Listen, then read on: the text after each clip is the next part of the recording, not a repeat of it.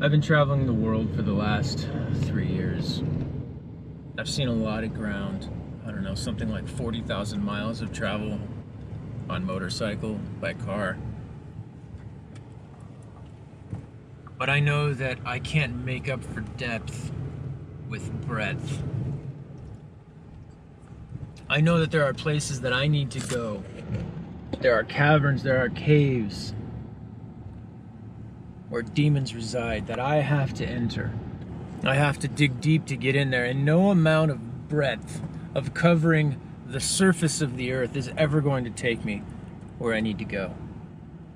It's better than nothing, but it's not the fight that I'm here for. It's not the victory that I'm after. The victory I'm after is going to require deep digging. I like the breadth. I'm happy that I've had it. I hope to have more of it. But it's no substitute for depth. The demons live deep in the earth.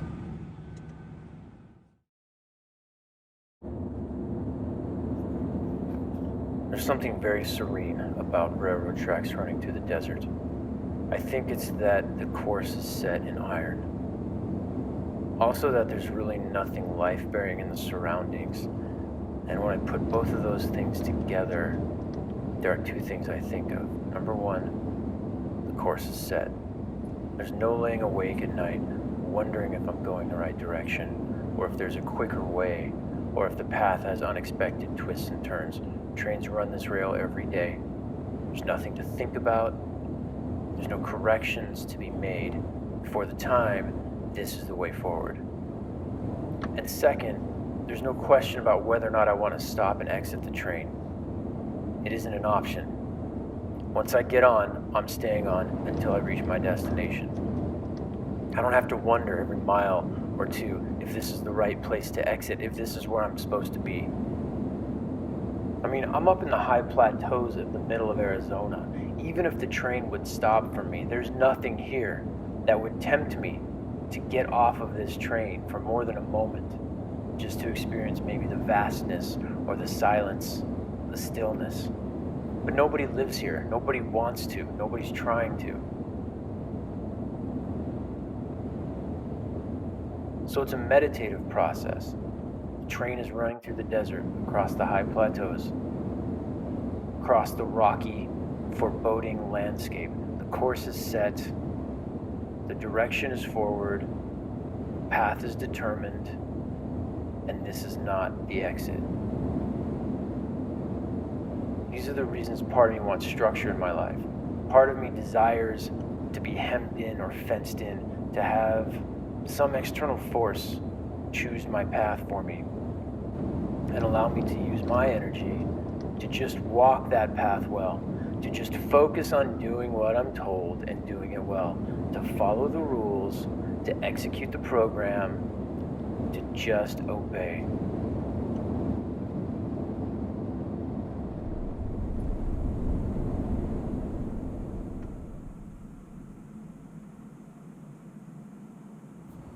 But I won't do it. I won't be seduced by those straight and true tracks running through the desert. I won't find my comfort in that place, rolling on iron, giving myself the time and space to appreciate the view from an outsider's perspective.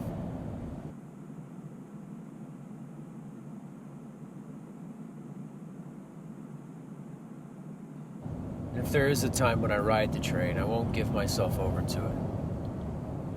I won't allow it to become my nature, my identity.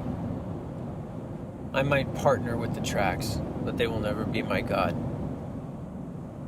I may use them as a tool, but they will never be my idol. I may have moments of being on the straight path, the well-worn highway, but it'll never own me. It'll never define me. It's just a tool.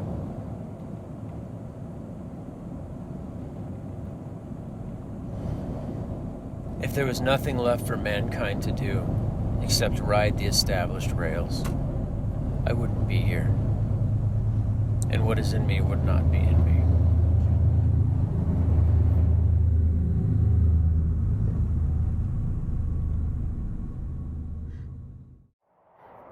the hot sun, digging holes, looking like a fool or a madman. Call him a fool.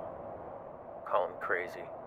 But as the passengers laugh at the fool digging in the desert, there may be one among them who has had some experience, who has pierced the veil in some way, who may explain to them that they don't really understand what's happening. Maybe that passenger will explain to the others that the reason we pass over a barren land, a desert, a place that's uninhabitable, that cannot support life, the reason that we build iron tracks to traverse this place, inside shaded cars, air-conditioned, the reason we bring our own food, the reason we bring our own water on this journey, is because there is a beast that lives deep in the earth here, and it sucks all the nutrients out of this land. It pulls all the water to itself and leaves nothing for us. And so we only have one option, and that is to move across this land as quickly as possible, bringing our own food, our own supplies, because this place is not habitable. We do not reign here. This is not our world.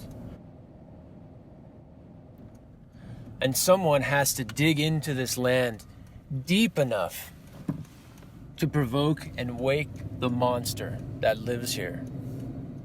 A monster that is feeding on the soil, that is causing the dry ground, that causes the lifeless condition of the world that we live in. A world that we have to create iron tracks to pass over so that we can avoid its lifelessness. He's not just digging in the desert. He's trying to awaken the beast that sleeps deep in the earth. He's trying to antagonize a monster that none of us are prepared to acknowledge so that he can slay it. And so he may look like a fool to you, digging with nothing more than a shovel. But he's looking for a monster to slay. And if he finds it, and if he kills it, this place, this land will return to us. Habitable. Paradise. This is what it means to bring the kingdom of God to earth. This is the nature of a paradigm shift. A gram of truth destroys a ton of lies. This is more than the destruction of your worldview and your view of the nature of humanity and reality. This is the setting free. This is your liberation.